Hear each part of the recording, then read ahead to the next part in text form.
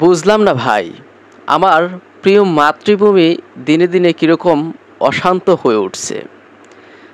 পার্বত্য চট্টগ্রামে উপজাতি, যাদেরকে আমরা উপজাতি বলে, আবার কেউ কেউ আদিবাসী বলে। আসলে উপজাতি এক জিনিস আর আদিবাসী হচ্ছে আর এক জিনিস।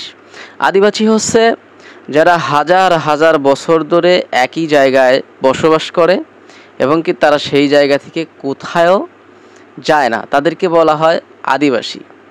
আর উপজাতি যেটা আছে সেটা হচ্ছে আপনার কারো ভয় জুলুম অত্যাচারে কোথাও গিয়ে 50-60 বছর 100 বছর বসবাস করে কিছু একটা জাতের লোক, তাদেরকে উপজাতি বলা হয়।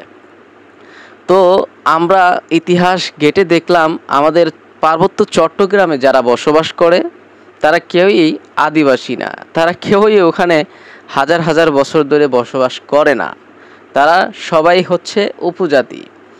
কারণ তারা মিয়ানমারের মারমা উপজাতির যে মারমা জাতির যে লোক আছে সেখান থেকেই তাদের উৎপত্তি আছে একটা উপজাতির।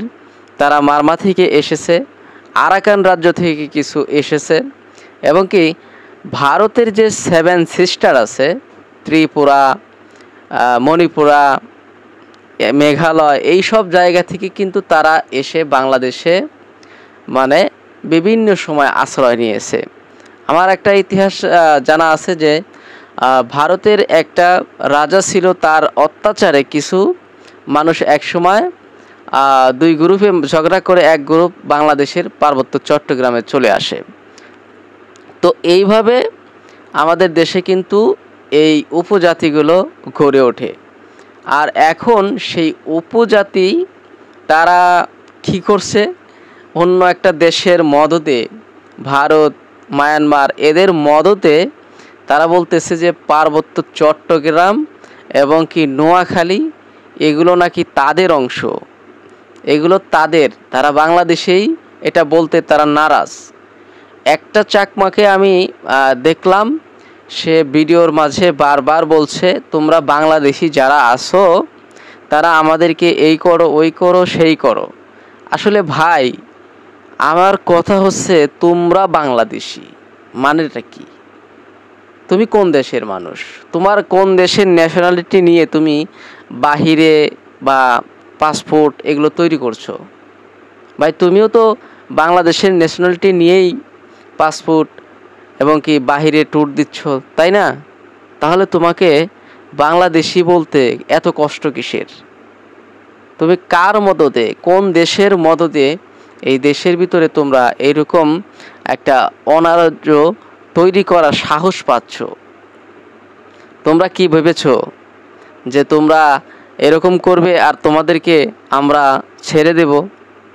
আমাদের বাংলাদেশের জাতীয় সঙ্গীত যেটা ছিল আমার সোনার বাংলা, আমি তোমায় ভালোবাসি চিরদিন তোমার আকাশ তোমার বাতাস আমার প্রাণে বাজায় বাঁশি। এই জাতীয় সঙ্গীত আমরা এই কারণেই বাদ দেওয়ার জন্য চেষ্টা করেছিলাম।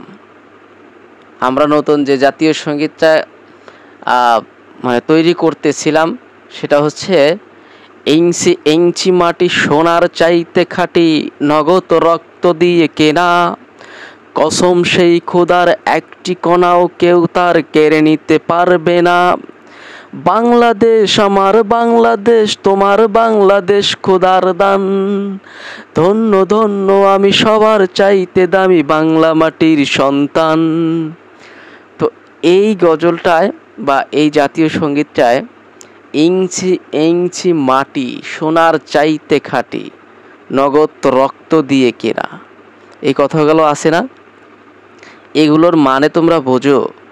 তোমরা আমাদের দেশে উপজাতি হিসেবে আসো, তোমাদেরকে অনেক সম্মান করি। আমাদের দেশের 1 ইঞ্চি মাটি যদি তোমরা কেউ জোর জুলুম করে কোনো কিছু করার চেষ্টা করো, তাহলে তোমাদেরকে কি করব সেটা এখন আর বলছি না।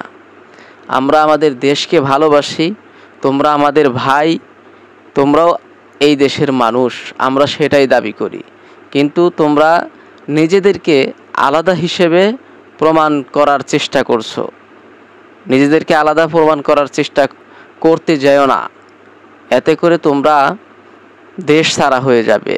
ঠিক আছে, তোমাদেরকে এই বাঁচতে হবে পৃথিবীতে, কোনো একটা দেশকে ভালোবেসে বাঁচতে হবে।